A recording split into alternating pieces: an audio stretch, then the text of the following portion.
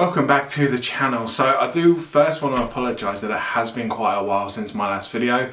Unfortunately, I've had all kinds of issues as well as COVID like for the past month, and it's still kind of affected me now. Like I still got pain in my chest and everything, and it's been an absolute nightmare. So I haven't been able to get out much at all so far in 2022, but we still have a lot of good plans for the year. So we've got the Isle of Mull with Adam and Anna, otherwise known as the Nonsense Adventures. That's coming in August.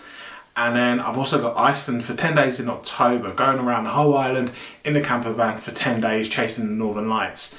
So that's something which I'm really looking forward to. I honestly can't wait for that. And I hope you guys are going to join me along for that journey. But today I want to talk about this. The Sony 200-600 f5.6 to 6.3. I've had this lens now for 1 year since moving to Scotland, and it has changed the way I do photography massively. So it's always been one of my dreams to do a lot of wildlife photography.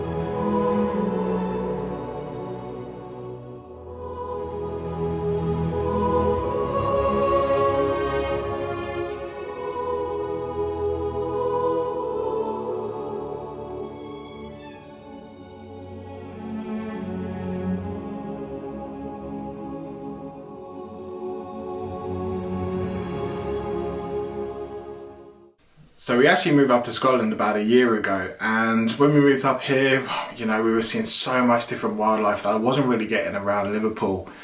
And I thought, what a great idea to get this big boy, the 200-600, and it has been absolutely fantastic. I love this lens. Yes, of course, if somebody was to offer me a 400mm 2.8 or a 600mm f4, I'm going to snap your hands off. You know, but those lenses are going to set you back 10, 11, 12, 13,000 pounds, whereas this, you know, 1,500 pounds, I think I got it for. And for what you get with this lens, it is absolutely brilliant.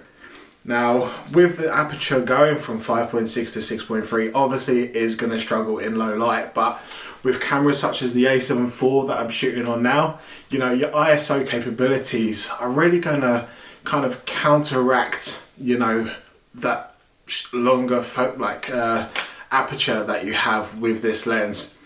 Now, it's incredibly sharp. I've got some amazing images which, you know, you would have seen from my previous videos.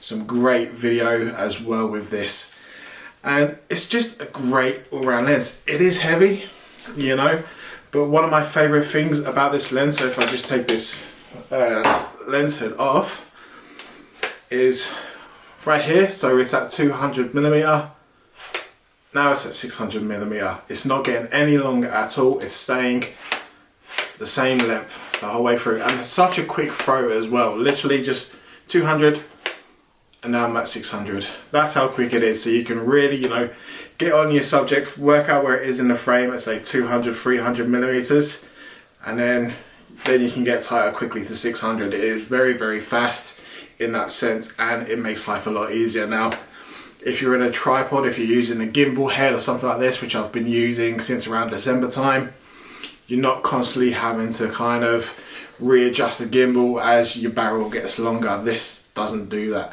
So it's a fantastic lens, great value for money. It is sharp, and I'm loving it. You know, there is, you know, quite a lot of other options now on the market. There wasn't at the time when I got this lens. So now you've got the, was it Tamron 150 to 500, and then Sigma have also gone out and released a 150 to 600 for the Sony system now as well. So when I originally got this lens, I just had the Sony A7 III, whereas I've now upgraded to the Sony A7 IV, which is what I'm shooting this video on now. Now the A7 IV has bird eye autofocus as well as an improved animal eye autofocus. I haven't had the chance to test this out so much just yet, obviously for the reasons I explained at the beginning of the video, but we are, like I say, going to go to Mull, and we've also, I think next weekend, we're possibly going to go to Benton Cliffs as well, hopefully to see gannets, puffins, and whatever else is going to be there. So, you know, join me on that video, and we're certainly going to try and get some great content for you guys and some really nice images, and we can really test what this A7 IV is going to be all about going forward now that I've switched from the A7 III. But I just want to say thank you so much for watching. You know, it's been a good year in terms of wildlife photography, and if you saw some of the highlights recently, or if you've seen any of my other videos, please just drop me a like, give us a subscribe, and I'll see you on the next one. Take care, bye bye.